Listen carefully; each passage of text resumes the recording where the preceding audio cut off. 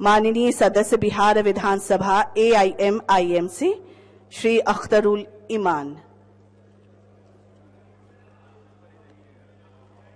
Sir कम समय में ही अपनी बात रखेंगे, आपसे निवेदन है।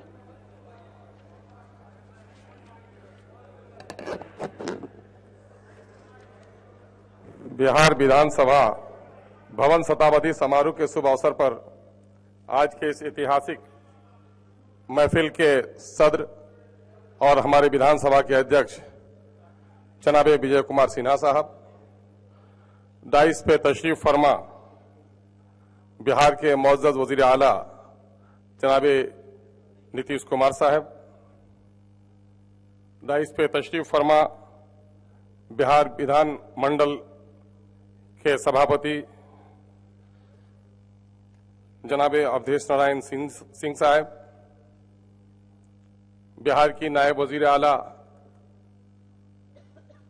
मोहतरमा रेणु साहिबा, बिहार के नायब वजीर आला आदरणीय माननीय जनाबे तारकेश्वर साहब, यहाँ पर उपस्थित संसदीय कार्य मंत्री जनाबे विजय कुमार चौधरी साहब, पूर्व मुख्यमंत्री जनाबे जीतन राम मांझी साहब, सदन में उपस्थित माननीय मंत्रीगण, दोनों सदनों के सम्मानित माननीय सदस्यगण,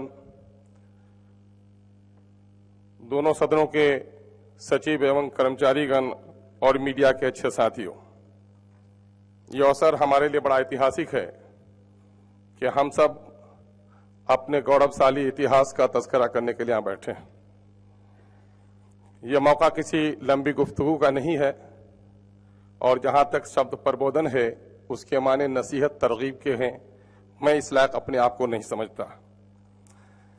सदन का एक मेंबर होने की हैसियत से जहां मैं अध्यक्ष महोदय को मुबारकबाद देना चाहता हूं कि उन्होंने दोनों सदनों के साथियों को एक साथ बैठने और अपने विधायी कार्यों के संबंध में उनके ज्ञानवर्धन के लिए प्रोग्राम बनाया है और अपने माजी के इतिहास को याद किया है। मैं इसके लिए मुबारकबाद देता हूं।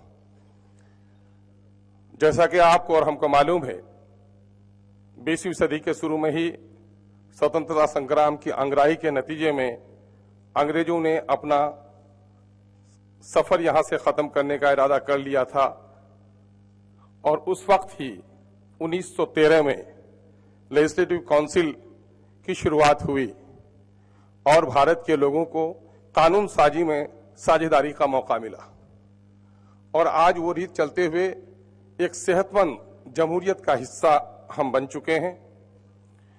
इस वक्त हमारे सामने में सिर्फ ये 25 साल, 50 साल, 75 साल और 100 साल पर silver jubilee, golden jubilee, platinum jubilee मनाने की जरूरत नहीं है, बल्कि अपनी जिम्मेदारियों का एहसास भी हमको होना चाहिए। मैं सदन के अपने साथियों की ओर से अपने स्पीकर साहब से भी और वजीर आला मोहतरम से भी गुजारिश करने के लिए खड़ा हुआ हूं कि इस वक्त विधायी जो कार्य हमें करने हैं उसका अवसर पर्याप्त हमको मिलना चाहिए। एक तो ये है, मैं ये नहीं कह सकता हूं कि प्रश्न उत्तर काल की अवधि को आप बढ़ाएं, हालांकि जरूरत है। आप फौरन ये कह देंगे कि पार्लियामेंट में भी तो 1 ही घंटे का प्रश्न उत्तर काल होता है। हमारा विधायी कार्य के अलावा हमारे ऊपर जिम्मेदारी है कि हम विकास को और मौजूदा वक्त के एडमिनिस्ट्रेशन को भी देखें। जब विधायक अपने क्षेत्रों में जाते हैं तो लोग ये नहीं जानते कि आप कानून साजी में और विधायी कार्य में कितना काम किया। लोग हमें पूछते हैं कि सड़कें क्यों नहीं बन पाई, पुल क्यों नहीं बन पाए, अफसर की रिश्वतखोरी पर लगाम क्यों नहीं लगा है, अफसरशाही क्यों हो रही है, स्कूलों में टीचर क्यों नहीं है, हॉस्पिटल में डॉक्टर क्यों नहीं है। ये सारे सवाल हमसे होते हैं। अगर ये सारे सवाल जनता को करने का हमसे हक है तो इन सवालों का जवाब तलाश करना भी हमारी जिम्मेदारी है। इसलिए जब सदन चल रहा हो तो अक्सर ये देखा जा रहा है कि लोग सत्ता पक्ष में जो लोग भी होते हैं, विपक्ष में उनकी मर्यादाएं अलग होती हैं और सत्ता में आते आते उनके तेवर बदल जाते हैं। आप अक्सर ये देखा जाता है कि सदन को छोटा से छोटा करने की कोशिश की जा रही है।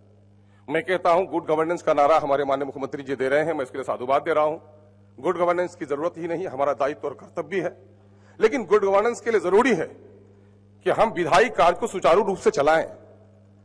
और एक बजट सेशन में तो थोड़ा बहुत आप समय दे भी देते हैं, लेकिन हमारे पूर्वजों के इतिहास को भी याद करने की जरूरत है कि चाहे मानसून इजलास का सेशन हो या विंटर सेशन हो, 20-25 दिन का सेशन पहले भी चला करता था। लेकिन चूंकि अब कॉन्स्टिट्यूशनल कंपल्सन है कि 6 महीने के अंदर में आपको बैठक बुलानी है, तो रस्म के तौर पर हम 2-4 दिन के लिए बुला लेते हैं मानसून में, 2-4 दिन के लिए विंटर में हम बुला लेते हैं। आखिर राज्य के मुद्दों पर बहस करने के लिए हमारे पास पर्याप्त समय क्यों नहीं है? जनता ने हमें सड़कों पर घूमने के लिए नहीं चुना है। जनता ने बिहार की विकास, बिहार की व्यवस्था, बिहार को अच्छा बिहार बनाने के लिए चुना है। और जब तक इस सदन में हमारी सही उपस्थिति नहीं होगी, हम अच्छे बिहार का सपना नहीं देख सकते हैं। उसके लिए हमको अवसर मिलना चाहिए। दूसरा मामला, माननीय मुख्यमंत्री जी हमारे सदन के मुखिया हैं और हमारे संरक्षक हैं, हमारे स्पीकर साहब, ये है कि प्रश्नोत्तर काल में अक्सर सरकार मन चुराती रहती है और कहीं न कहीं से कोई बाधा उत्पन्न हो जाए ताकि मंत्रियों को जवाब देने के झमेले में नहीं पड़ना पड़े। ऐसा आखिर क्यों हो रहा है? हमें पर्याप्त समय मिलना चाहिए। जो प्रश्न भी आता हो पटल पर, उसका सही उत्तर हमें मिलना चाहिए। अगर समय नहीं मिल पा रहा हो तो उसका जवाब बाद को भी सुनिश्चित तौर पर हमको मिलना चाहिए, ये होना चाहिए। दूसरा मामला ये है कि स्पेशल डिबेट का भी रिवाज हम लोगों ने देखा है कि स्पेशल डिबेट हुआ करता था और स्पेशल डिबेट का रिवाज ही खोया खत्म हो गया है। मामला है कि किसी भी बिल पर अगर बहस होती है तो बहस का मतलब यह होता है कि अपोजिशन के लोगों की बातें भी सामने मिली जाएं। सत्ता में आने के बाद बहुत सारी चीजें भूल कर में आदमी भूल जाता है, या फिर नौकरशाहों के समझाने पर या अपनी व्यस्त रहने पर उनको फुर्सत नहीं मिल पाती है। ऐसे वक्त में विपक्ष की आवाज को सुनना जरूरी है। लेकिन मैंने जो अपना छोटा सा मेरा तजुर्बा रहा है, कोमा और फुल स्टॉप भी चेंज नहीं होता है किसी विधायक बिल में। ये है, ये क्या मामला है, उस पर विचार विमर्श होना चाहिए। कि मौका मैंने एक बार कहा है, शायद दोहरा कर कह दूं तो इजाजत होगी, कि जो लोग अच्छे सरकार चलाते हैं तो सरकार की हैसियत खूबसूरत दुल्हन की होती है और विपक्ष की हालत आईने की होती है। जो दुल्हन जितनी खूबसूरत होती है वो उतना आईना देखती है, अब बदसूरत दुल्हन आईने से दूर रहती है। अगर सरकार वाकईतन सक्षम है और सही तौर पर सरकार चलाना चाहती है तो मैं समझता हूं कि विपक्ष को अवसर मिलना चाहिए, उनकी बातों को सुनना चाहिए। एक बात और कहूंगा माननीय अध्यक्ष महोदय से कि सरकारी संकल्प हम लाते हैं, सरकारी संकल्प में जाहिर है कि लोकहित के, जनहित के, राजहित की बातें ही होती हैं। तो चाहे आप उसे स्वीकार करें और अस्वीकार करें, एक तो यह है कि ज्यादातर मुद्दे होते हैं स्वीकार करने के लायक, लेकिन सदन में अब तक हमने जो देखा है 99% जो संकल्प है वापस लीजिए, वापस लीजिए। ये वापस लेने की प्रथा क्यों होनी चाहिए?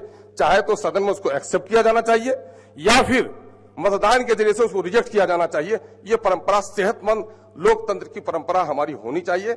हम निवेदन करेंगे कि सत्र की अवधि में हमारे तरफ से जो निवेदन दिए जा रहे हो, ध्यानाकर्षण दिए जा रहे हो, कॉल अटेंशन दिए जा रहे हो, उस पर कार्रवाई हो।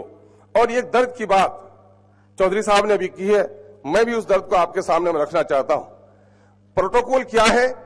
एक बात कही जाती है कि विधायक बिहार के चीफ सेक्रेटरी से ऊपर का आदमी होता है, लेकिन क्या सत्य में ऐसा है? आज आपका विधायक दारोगा से बात करने में घबरा रहा है, आपका विधायक वीडियो, डीएम और एसपी से बात करने में घबरा रहा है। तो आखिर हमारी, अगर विधायक कमजोर हो जाएगा, विधायक ही अगर कमजोर हो जाए तो लोकतंत्र, सिपाही कमजोर हो जाए तो जंग नहीं जीत सकते हैं। अगर विधायक कमजोर हो जाए तो लोकतंत्र की सुरक्षा नहीं हो सकती है। ये दर्द और पीड़ा की चंद बातें थी। अगर सत्य हो तो इस पर थोड़ी सी नजर डाली जाए। अपने भी खफा मुझसे, बेगाने भी नाखुश, मैं जहर हलाहल को कभी कह न सका। बहुत बहुत शुक्रिया।